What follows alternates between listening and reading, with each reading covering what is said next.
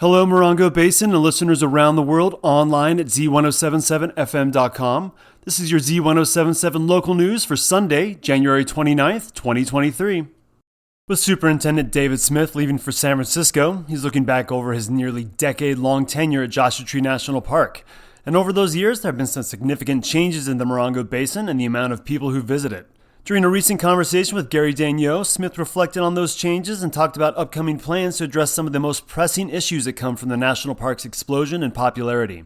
I think the music festivals in Joshua Tree and Coachella, had been going on for a number of time, and people were looking for that next step. Palm Springs, had a resurrection, and folks were coming to Palm Springs looking for something to do. All of those things coming together with the 100th anniversary of the National Park Service really put Joshua Tree on the map. The proliferation of Instagram along with the pandemic created an increase in visitors, at first from 1.3 to 1.6 million in the early years, to where it now sits at over 3 million visitors a year. The park's West Gate gets most of that traffic, and over the years residents on Quail Springs Road have had to sometimes grapple with how to leave their house when traffic is gridlocked. A new West Gate has been in the works for a while, and Smith hopes that it can move from the planning to construction stage soon. We have taken the funding from our revenue from the park. We have that money set aside. We've done all environmental compliance on the project. It's just a matter of being able to follow the bidding process that allows for contractors from around the United States to bid on this fairly. So I'm expecting any day to be able to reopen that bid and then look at the bids so that we can actually assign a contractor to begin the construction that will increase it from that one booth to 4 booths for people to go through with an additional pass-through lane, with an additional bike lane, so that we get a steady flow of traffic into the park instead of these huge bursts when we have to open the gates because so many people are there.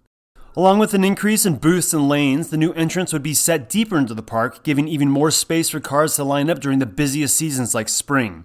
As David Smith prepares to say goodbye to the Morongo Basin for now, he hopes that the West Gate project will offer relief to residents who love the national park, but are on the receiving end of some of the annoyances that come with the popularity. So my hope is that folks that live in Monument Manor, on that portion of the park, that they never have an experience of 10 cars in front of their house so they can't get out of their house. As the Westgate project moves forward from planning to construction phases, we'll keep you informed on the schedule along with any other news that comes out of our area's treasured national park. You can hear a complete interview that David Smith had with Gary Daigneault at a link at this story at Z107.7FM.com. And that's your local news. You can hear local news 7 times a day, 7 days a week at 7, 8, 9, noon, 4, 5, and 6. More Morongo Basin residents get their local news from Z107.7 than any other source.